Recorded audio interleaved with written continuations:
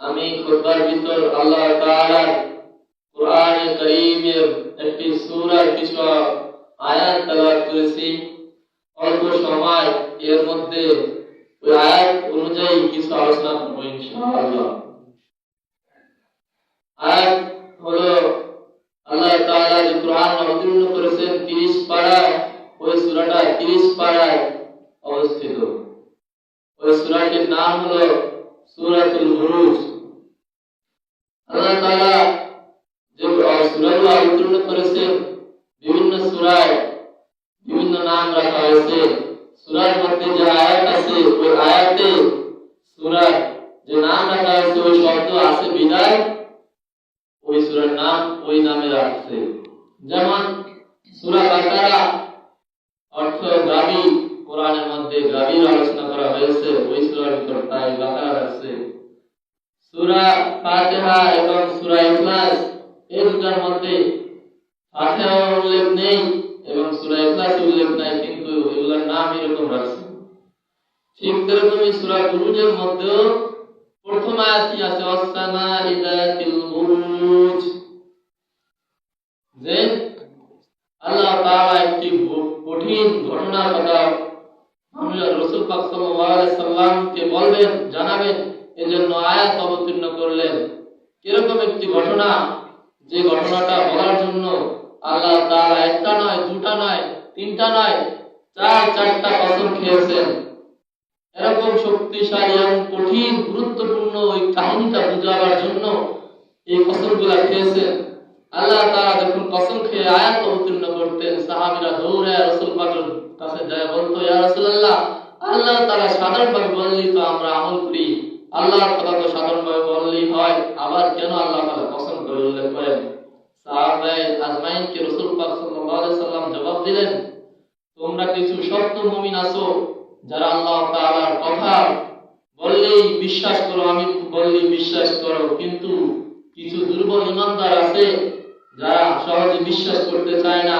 এজন্য আল্লাহ তাআলা এরকম কঠিন ভাবে শপথ করে বলেন যাতে ওই কাহিনীটা, ওই কথাটা অনেক মূল্যবান হয়। কেমন কাহিনী? আল্লাহ তাআলা একটা জালেমের কথা উল্লেখ করবেন, এই জালেম বাদশার কথা এই সূরার ভিতর উল্লেখ করবেন। কিরকম জালেম বাদশা? পৃথিবীতে যত জালেম অত্যাচারী বাদশা আছে তারা তাদের ক্ষমতা টিকাবার জন্য বিভিন্ন কৌশল অবলম্বন করে। পূর্বের জমানায় এই ঘটনা 1450 বছর আগে রাসূল পাক বলে গেছেন যে আল্লাহ তাআলা অবতীর্ণ করার পর তখনকার জমানায় বাদশার রাজত্ব টিকিয়ে রাখার জন্য বড় বড় শক্তিশালী জাদুবিদ্যা, জাদুকারী লোককে তার পাশে রাখতো, এর মাধ্যমে তার ক্ষমতাকে সে টিকিয়ে রাখতো। কিন্তু এখনকার জমানায় যত অত্যাচারী বাদশারা আছে তারা তাদের ক্ষমতাকে টিকাবার জন্য গুন্ডা বদমাশকে তার পাশে রাখে, ঠিক কিনা? ঠিক। তখনকার ঘটনার সাথে এখনকার রাজা বাদশার সাথে মিল আছে, ইত্তেসাল, অত্যাচারী বাদশাদের সাথে মিল আছে। আল্লাহ তাআলা বলেন ওয়াসসামা'i যাতিল বুরুজ, তারকা খচিত, নক্ষত্র খচিত আসমানের কসম। কেমন আসমান?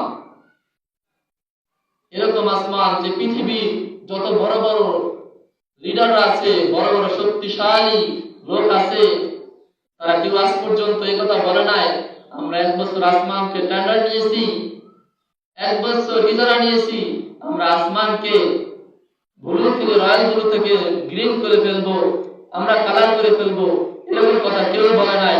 আল্লাহ তাআলা তার যত সৃষ্টি আছে সৃষ্টির মধ্যে এটা এজন্য বলেছেন যে এটা আল্লাহ ছাড়া, এটার মধ্যে নক্ষত্রকে পরিবর্তন করা, সূর্যকে উলট পালট করা, চন্দ্রকে বন্ধ করে দেওয়া আল্লাহর ক্ষমতা ছাড়া আর কারো নাই।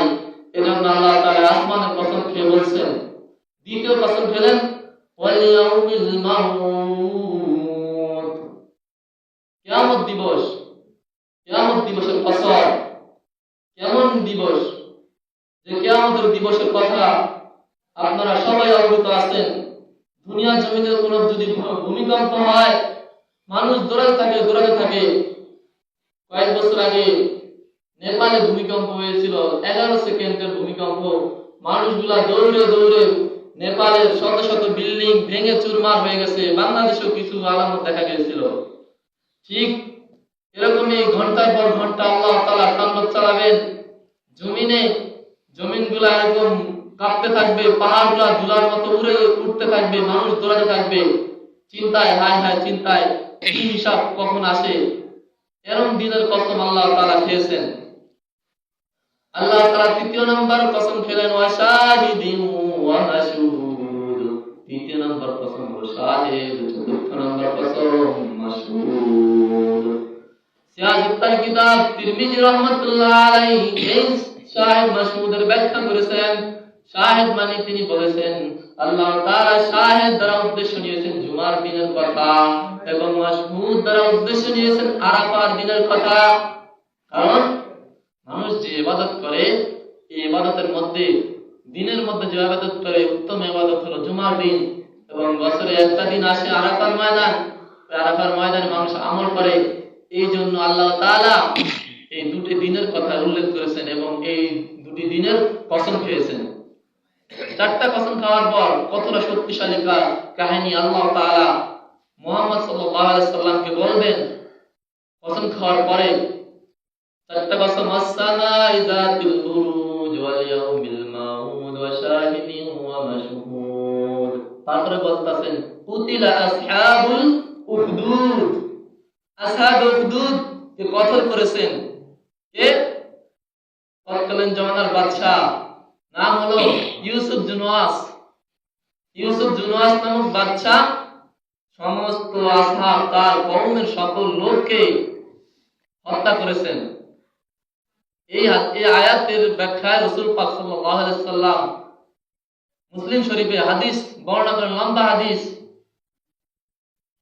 সেই বাদশা, ওই যে বললাম না বাদশারা ক্ষমতা টিকাবার জন্য জাদু বিদ্যাকে পাশে রাখতো, একজন ছিল অনেক ভয়ঙ্কর জাদুকর।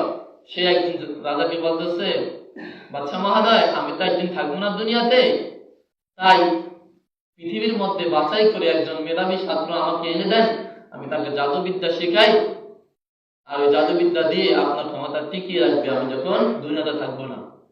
সারা বিশ্বকে তল্লাশি করে একটা যুবক বের করলো। যুবক এসে তার কাছে বাদশার কাছে বসলো। বাদশা বলল প্রতিদিন 1 ঘন্টা 2 ঘন্টা এসে তুমি জাদুবিদ্যা শিখবে, তারপরে চলে যাবে। লোকটি, ওই যুবকটি প্রতিদিন আসতেছে।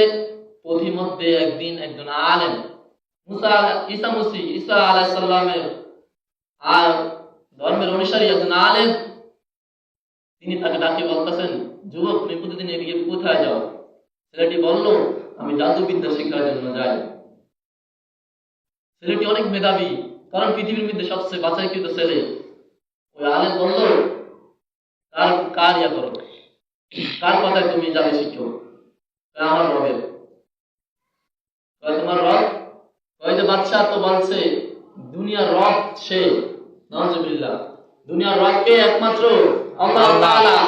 কোন ধ্বংস, কোন বাতিল যদি আল্লাহ তাআলা কে নিয়ে আল্লাহ তাআলার সাথে অংশীদারি ঘটায়, তার পতন এই দুনিয়ার জমিনেই হয়ে যায়। ঠিক কিনা বলুন? ফেরাউন করেছিল, নমরুদ করেছিল, তারা নাস্তানাবুদ হয়ে গেছে। ওই জুনওয়াস, ইউসুফ জুনওয়াসও সেরকম দাবি করছিল। তখন ওই আলেম জিজ্ঞাসা করে, আলেম বলতেছে, যুবক সে কি তোমাকে প্রাণ দিতে পারে, তোমাকে হত্যা করতে পারবে? আর কিছু বলা লাগে না, ওই যুবক বুঝে গেছে। কয় না, সে তো পারে না, অন্য একজন আছে। সে হলো আল্লাহ তাআলা, যিনি তোমাকে প্রাণ দিয়েছেন, যিনি তোমাকে রক্ষণাবেক্ষণ করেন, তিনি হলো তোমার প্রভু। ছেলেটি সঙ্গে সঙ্গে লা ইলাহা ইল্লাল্লাহ বলে ঈমান আনলো এবং বলল, তুমি যদি ঈমান আনছো ইলম শিক্ষা করতে হবে। ঈমানের পরে কি করতে হবে? ইলম শিক্ষা করতে হবে। আজকে দেখা যায় ইলম না থাকার কারণে, শরীয়তে জ্ঞান না থাকার কারণে মানুষগুলা নাস্তিক মুরতাদ হয়ে গেছে।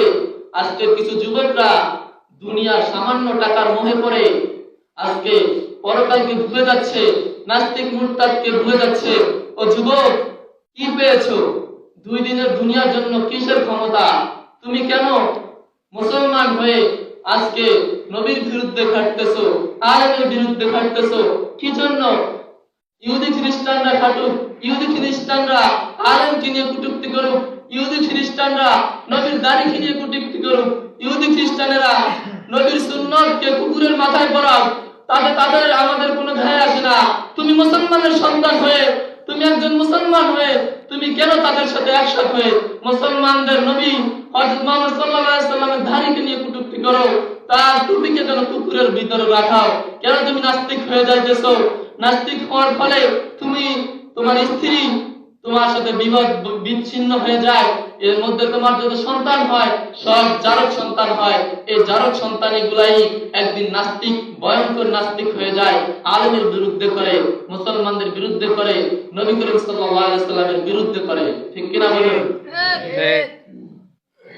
আমরা কাউকে তিরস্কার করে বলতেছি না। আজকে আমাদের দেশে যে কাহিনী ঘটতেছে আপনারা সবাই জানেন। এখন ইন্টারনেট, ফেসবুকের জামানায় বঙ্গবন্ধু শেখ মুজিবুর রহমান যিনি না থাকলে হয়তো আমাদের বাংলাদেশটা বাংলাদেশ নামে পরিচিত লাভ করতো না। আমরা বাংলা ভাষায় কথা বলতে পারতাম না। আমরা আজকে কথা বলতে হতো মাই তেরা নাম কিয়া হ্যায়, তু কিয়া হ্যায়, হিন্দি ভাষায়, উর্দু ভাষায় কথা বলতে হতো। বঙ্গবন্ধু শেখ মুজিবুর রহমানের কারণে আজকে আমরা বাংলা ভাষায় কথা বলতেছি। যখন এই কাজ হয়েছিল তখন বঙ্গবন্ধু শেখ মুজিবুর রহমান ভাষা আন্দোলন করেছিলেন, ৭১ ডাক দিয়েছিলেন। এই মহান ব্যক্তিত্ব মুসলমানদের কাছে, আমাদের কাছে অনেক বড় হয়ে থাকবে, এটাই আমরা চাই। তাই বলে তার শরীরকে দেহ বানিয়ে, মূর্তি বানিয়ে রাস্তার মোড়ে মোড়ে টাঙিয়ে দেওয়া হয়, এটা তো আমরা কেউ বরদাস্ত করতে পারি না। এটা তার সাথে গাদ্দারি, মুসলমানদের সাথেও গাদ্দারি। যাই হোক, অধিকার যাব না। আলেম ওলামারা মুসলমানের রাষ্ট্রে, ৯২% মুসলমানের রাষ্ট্রে এই অন্যায় কাজ, ইহুদি খ্রিস্টানের কাজ দেখে তারা ওয়াজ মাহফিলে মিটিং করতেছে যে এই মূর্তি হতে দেওয়া হবে না। এই কারণেই বাংলাদেশের কিছু দল আছে, ছাত্রলীগের কিছু দল আছে, ছাত্রলীগেরা এই আলেম ওলামাদেরকে ঢাকার শাহবাগে মামুনুল হক সাহেবের, তারপরে চরমনাই পীর সাহেব, ফয়জুল করিম সাহেবের ছবি আঁকিয়ে তারপরে ওটা আগুন লাগাই দিছে। তারপরে এবং তাদের দাড়ির ভিতর ছোট বাচ্চা দিয়ে প্রস্তাব করাইছে, টুপি তারা কুকুরের মাথায় দিয়েছে। এটা কোনো মুসলমানের কাজ হতে পারে? তোমরা ছাত্রলীগ করো বা বিএনপি করো, জাতীয় পার্টি করো, জাসদ করো, মাসদ করো, ঐক্যফ্রন্ট করো, তাতে কোনো বাধা নাই। তোমরা ইহুদি খ্রিস্টানের সাথে মিলে কেন মুসলমানের ক্ষতি করতেছো? কেন নিজের ঈমানটা হারা হয়ে যাইতেছো? যাই হোক, কি কাহিনী বলতেছিলাম? আল্লাহ তাআলা যে আসহাবে উখদুদ কাহিনী বলতেছিলেন, যে আল্লাহ তাআলা 4টা কসম খেয়ে ওই কথা বলছিলেন। যুবক প্রতিদিন ওই কাছে যায়, জাদু শিখতে যায় এবং প্রতিমধ্যে ওই আলেমের কাছে ইলম শিখে দ্বীন অর্জন করে, আর ওই জাদুবিদ্যা শিখতে চায়। একদিন আলেমের বাড়ি এবং জাদুবিদ্যার বাড়ি অনেক আগে প্রতিমধ্যে একটা ভয়ঙ্কর দাবাতুন আযীমাতুন, হাদিসে আছে দাবাতুন আযীমাতুন, মহা ভয়ঙ্কর প্রাণী সম্মুখে পড়লো। সকল মানুষ লাঠি ছোটা নিয়ে, কেউ কিছু সাহস পায় না, যে বলবে তাকে সরাতেও পারে না, অনেক ভয়ঙ্কর, আবারও যাইতে পারে না।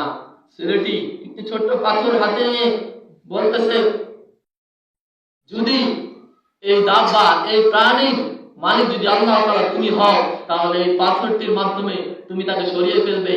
আর যদি না হয়, তাহলে যদি না সরায়, তাহলে আমি বুঝবো তুমি আল্লাহ তাআলার অর্ডারে এসব প্রাণী চলে না। এই বলে সে পাথরটা বিসমিল্লাহির রহমানির রহিম বলে ওই মহা প্রাণীটার মাথার উপর মারলেন। সঙ্গে সঙ্গে ছিন্ন বিচ্ছিন্ন হয়ে ওই প্রাণীটা ধ্বংস হয়ে গেল। সুবহানাল্লাহ। এবার সবাই তো হতভম্ব হয়ে গেল, হায় হায়, আমরা এত লাঠি সোটা নিয়ে দাঁড়িয়ে আছি, কিন্তু এত মহা প্রাণীকে আজকে আমরা কিছু করতে পারলাম না। আর যুবক, তুমি সামান্য একটি পাথর দিয়ে তাকে কিভাবে ধ্বংস করে ফেললে? তুমি তো বড় জাদু জানো। বলে, না, জাদু জানি না, আমি তো করি না। পরে আল্লাহ তাআলা তোমাদের যে কোনো সমস্যা থাকে আমার কাছে আসো, আমি আল্লাহ তাআলার ইচ্ছায় ভালো করে দেব। বলে আসতেছে, ভাই তুমি সাপকে, তুমি মহা প্রাণীকে ধ্বংস করেছো, তুমি আমার হাতটাকে, আমার বোয়াটাকে তুমি ভালো করে দাও। যুবক বিসমিল্লাহ বলে মুখে হাত লাগায়, বোয়া ভালো হয়ে যায়। অন্ধ এসে বলে, যুবক বিসমিল্লাহ বলে চোখে হাত দেয়, চোখ ভালো হয়ে যায়। কুষ্ঠরোগী আসে, বিসমিল্লাহ বলে হাত দেয়, কুষ্ঠরোগী ভালো হয়ে যায়। শ্বেত রোগী আসে, বিসমিল্লাহ বলে হাত লাগায়, তাও ভালো হয়ে যায়। সারা গ্রামে এটা ছড়িয়ে পড়লো, সবাই আসতেছে ওই যুবকের কাছে। এই কথা রাজ দরবারে মন্ত্রী, একজন মন্ত্রীর কারে গেল, সে অন্ধ, চোখে দেখতে পায় না, কিন্তু প্যাচ লাগাইতে পারে, ফিরিঙ্গি আছে অনেক, বাদশাকে বুদ্ধি দিতে পারে। ওই মন্ত্রী চোখ নাই, বলল সবাই যে এখানে বাদশার কাছে যে জাদু শিখতে আসে, সে তো অনেক বড়, অনেক কিছু জানে, তার কাছে যাও, তোমার চোখ ভালো হয়ে যাবে। সে হাতি টাতি অনেক কিছু নিয়ে সেই ছেলের কাছে গেল আর বলল, তুমি আমার চোখ ভালো করে দাও। ছেলে বলল, আমার দুনিয়ার কিছু দরকার নাই, হাতি দরকার নাই, স্বর্ণ দরকার নাই, রূপা দরকার নাই, আমি তোমার চোখ ভালো করে দেব যদি তুমি একটা বিশ্বাস করতে পারো এই দুনিয়ার সমস্ত কিছুর মালিক হলো আল্লাহ তাআলা, আমরা তারই বান্দা, ওই বাদশার বান্দা না, আমরা আল্লাহ তাআলার বান্দা। এটা যদি বলতে পারো লা ইলাহা ইল্লাল্লাহ, আল্লাহ ছাড়া কোনো রব নাই, মাবুদ নাই, যদি মানতে পারো তাহলে আমি তোমার চোখ ভালো করে দেব ইনশাআল্লাহ। ওই লোকটি বলল, দুনিয়ার কিছু আমি চাই না। সঙ্গে সঙ্গে লা ইলাহা ইল্লাল্লাহ বলল, আর যুবকটা তার হাতকে চোখে বুলিয়ে দিল, চোখ ভালো হয়ে গেল। যুবক বলতেছে, কার পিছনে এতদিন ঘুরলাম, এতদিন যার পিছনে ঘুরলাম সে নাকি রব, আজ পর্যন্ত আমার চোখকে ভালো করতে পারে নাই। আজকে যে রবের কাছে আমি লা ইলাহা পড়ার কারণে আমার চোখকে আর ভালো করে দিয়েছেন, আজ থেকে তারই ইবাদত করব। ওই বাচ্চা দরবারে এসে গেলেন, বাচ্চা বলতেছে, না তোমার চোখ আসলে করতেছি, ডাকতেছো সব। সে বলল, অমুক ছেলে এটা বলছে। বাচ্চা তো বুঝে গেছে এ তো আল্লাহ তাআলা ইবাদত শুরু হয়ে গেছে, আল্লাহ তাআলা ইবাদত করা শুরু করে দিয়েছে, তাহলে আমাকে তো আর রব মানবে না। বাচ্চাটাকে আটকে এলো, বলল, তুমি কার কাছ থেকে এই পাইছো? কয় যে তোমার কাছে, ধনী কাছে জাদু শিখতে, তার কাছে। ওই যুবককে ধরে আনা হলো। বাদশা জিজ্ঞাসা করে, কি করে তুমি এসব পারো, কি করে তোমার এসব করো? আমি করি না, আমার আল্লাহ তাআলা করে, আমি কিছু পারি না, আমার আল্লাহ তাআলা করে। যুবককে মারতেছে, তুমি কার থেকে এই ইলম শিখলা, কই পাইলে এই দাওয়াত? সে বলল, আমি, সে বলে নাই, সে তাকে মারতেছে মারতেছে মারতেছে, অনেক মারার পরে সে এক পর্যায়ে ওই হুজুরের কথা বলে দিল যে সে আমাকে শিক্ষা দিয়েছে, সে আল্লাহ তাআলার পরিচয় দিয়েছে। তুমি তো ধ্বংসাত্মক গাধা, তুমি তো 2 দিনের পরে পতন হয়ে যেতে পারে, কিন্তু আল্লাহ তাআলার পতন চিরজীবন হবে না। আল্লাহ তাআলা হলেন সমস্ত সৃষ্টির স্রষ্টা। তখন তাকে আটকাইলো এবং ওই আলেমকে আটকা মারতেছে, বলতেছে, যদি তোমরা আল্লাহকে না ছাড়ো, যদি আমাকে রব না মানো, তোমাদেরকে আমি ধ্বংস করে দেব। সবাই বলে, দাও, আমরা শাহাদাত বরণ করব, শহীদের রক্ত নিয়ে আমরা অমরে যাব, আমরা শহীদ হয়ে জান্নাতে প্রবেশ করব। এই বলে মন্ত্রীর সামনে একটা করাত আনলো, করাত দিয়ে মন্ত্রীকে বলে, যদি তুমি ধর্ম না ছাড়ো, করাত দিয়ে তোমার মাথা থেকে ধর আলাদা করে দেব। কোন মতে সে ঈমান আনলো না, করাত দিয়ে তার মাথা বরাবর কেটে 2 ভাগ করে তাকে ধ্বংস করে ফেললো। আলেমকে সামনে আনলো, আলেমকে বলল, তুমি যদি না করো তাহলে তোমাকে এরকম ধ্বংস করে ফেলবো। আলেমকে ধ্বংস করে ফেললো।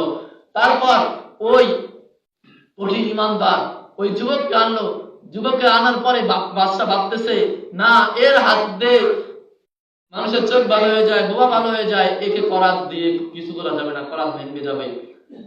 মন্ত্রী দিয়ে পারালো বিশাল পাহাড়ে, যাইবে ওই পাহাড়ে নিয়ে তাকে বলবা, যদি সে ঈমান আনে তান আমার ঈমান ছাড়বে, আমার যদি ঈমান আনবে তাহলে তাকে নিয়ে আসবে, আপনার পাহাড় থেকে ছেড়ে মেরে ফেলবে। তখন তাকে পাহাড়ে নিয়ে গেল এবং বলল, তুমি বাচ্চাকে তুমি রব বানো, না হয় তোমাকে এখান থেকে ছেড়ে দেব। এই বলে সে বলল। তখন ওই যুবকটি আল্লাহ তাআলার কাছে দোয়া করলো, আয় আল্লাহ, তুমি এর একটা ব্যবস্থা করো, আর কিছু আমি চাই না। আল্লাহ তাআলা এমন ভূমিকম্প দিলেন, পাহাড় তুলার মতো উড়ে সব নিঃশেষ হয়ে গেল। আর ওই যুবক আস্তে আস্তে বাদশার কাছে আসলো। বাদশা বলতেছে, হায় হায়, তোমার সাথী কোথায়? কোথায় তারা? এই ভাই সাহাবুকা, তোমার সাহাবীরা কোথায়? তোমার সাথীরা কোথায়? বলল, আল্লাহ তাআলা তাদেরকে ধ্বংস করে দিয়েছেন। বাদশা বলল, এইভাবে তাকে ধ্বংস করা যাবে না। তাকে আবার অর্ডার দিল, সমুদ্রে নিয়ে যাও, সমুদ্রের মাঝখানে নিয়ে যদি সে ঈমান ত্যাগ না করে তাকে সমুদ্রের মধ্যে নিক্ষেপ করবে, তখন আমার নিল ঠিক ওরকম কাজ করা হলো। নদী এরকম উত্তাল শুরু হয়ে গেল, উত্তালের সাথে সাথে জাহাজ কেটে সব ধ্বংস হয়ে গেল। আর ওই আল্লাহ তার বান্দা যুবক বাদশার কাছে আবার চলে গেল। বাদশা বলতেছে, তোমাকে কিভাবে মারবো? কোনোভাবে তোমাকে মারা যায় না। যুবক বলতেছে, আমাকে মারতে হলে তুমি একটা মহা জজ্বা দেখো করো, সকল মানুষকে, একজন মানুষ যেন ঘরে না থাকে সবাইকে সেখানে আনবে এবং আনার পরে কি করবে? আমাকে হত্যা করবে। আমি নিজে কথা বলবো, তুমি হত্যা করতে পারবে। সকলকে উপস্থাপন করলো।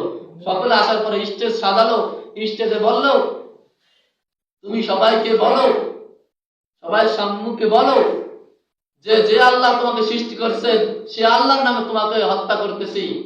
এই বলে আমার বুকে ছুরি আঘাত করবে, আমি দুনিয়া থেকে চলে যাব। এই কথা সকলে শুনতে পারলো এবং যুবককে দাঁড় করিয়ে বলে, যে আল্লাহ তোমাকে সৃষ্টি করেছেন সে আল্লাহ তাআলার নামে তোমাকে হত্যা করছি। এই বলে যখন তাকে ছুরি মারলো, সে শহীদ হয়ে গেল। আর উপস্থিত সকল জনতা বুঝে গেল যে এতদিন বাদশা বলছে সে আমাদের রব, অথচ না, সে আমাদের রব না, আমাদের রব তো আল্লাহ তাআলা। ওই যুবকের রব যে আমাদের রব, সে সব মুসলমান হয়ে গেল। বাদশা আরো চিন্তিত। এবার বাদশা কি করবে? সকলকে ধ্বংস করার জন্য বিশাল কূপ করলো। আসহাবুল উখদুদ, কূপবাসী, উখদুদ অর্থাৎ কূপ, ওই কূপের ভিতর আগুনের লিলিহান শিখা প্রজ্বলন করলো এবং মানুষদেরকে একে একে আনলো। আর আনলে বললো, ঈমান না ছাড়লে তুমি এই জায়গায় কি করবে? পড়ে থাকবে এবং তুমি শেষ হয়ে যাবে। একে একে একে একে সব আনতেছে। একবার একটা যুবক একটা মহিলাকে আনলো। মহিলার কোলে একটা বাচ্চা। যতই খারাপ হোক, যাই হোক, কোন মা তার সন্তানকে তার চোখের সামনে ধ্বংস হতে দেয় না, ধ্বংস হতে দেখতে চোখ সহ্য করতে পারে না। যুবক মহিলা আল্লাহ তাআলার কাছে বলে, আল্লাহ আমি শহীদ হয়ে যাব, তাতে কোনো দুঃখ নাই, আমার ছেলেটাকে তুমি ইবাদত করো। আল্লাহ তাআলা 2 বছরের সন্তানকে মুখে বাসা দিয়ে দিলেন। মুখের ভাষা দিয়ে আল্লাহ তাআলার বান্দা তার মাকে বলে, ও মা তুমি ধৈর্য ধারণ করো, সবর করো, আল্লাহ তাআলা সবরের প্রতিদান অনেক কিছু দিবেন। ইন্নাল্লাহা মা'আস সাবিরিন, আল্লাহ তাআলা ধৈর্যকারীদের সাথে আছেন। এই বলে মহিলার সন্তান ঝাঁপ দিল। কিতাবের মধ্যে আছে, হাদিসের কিতাবের তাফসীরগণ বলেন, যতক্ষণ মানুষ ওই বাদশা ডুবে ফেললো, একজনও মাটি আগুনের কাছে যাওয়ার আগে আল্লাহ তাআলা তাদের জানকে নিয়ে গেছেন। তাই তাদের জান আগুনের এই কঠিন শাস্তির থেকে রেহাই পেয়ে গেছেন। ওই আগুনে পুড়েছেন কি শুধু লাশগুলা। এই লাশের মানুষের ইন্ধনে আগুন আরো বৃদ্ধি পেয়ে গেল। আগুন বৃদ্ধি হয়ে সারা এলাকা প্রজ্বলিত হয়ে সব মানুষ ধ্বংস হয়ে গেল। কিন্তু ওই যে বাদশা ইউসুফ জুনওয়াজ, সে দৌড়ে মহাসমুদ্রের মধ্যে লাফিয়ে পড়লো আগুনের ভয়ে, সেখানে সে ডুবে মরলো। আল্লাহ তাআলা যত তাদের জানেন বাদশা আছে তাদেরকে এভাবেই ধ্বংস করেন। আজকে যারা জালেমগিরি করতেছো, আজকে যারা ক্ষমতার অপব্যবহার করে মুসলমানদের বিরুদ্ধে দাঁড়িয়েছো, আজকে যারা ক্ষমতা পেয়ে আল্লামা মামুনের বিরুদ্ধে দাঁড়িয়েছো, আজকে যারা ক্ষমতা পেয়ে জুনায়েদ বাগদাদীর বিরুদ্ধে দাঁড়িয়েছো, মনে রাখবা এই ক্ষমতা একদিন চলে যাবে। এই বাংলার জমিনে ঠাই হওয়ার মতো জায়গা তোমরা পাবে না। ঠিক ঠিক। ওয়াকির দাওয়ানা আলহামদুলিল্লাহি রাব্বিল আলামিন।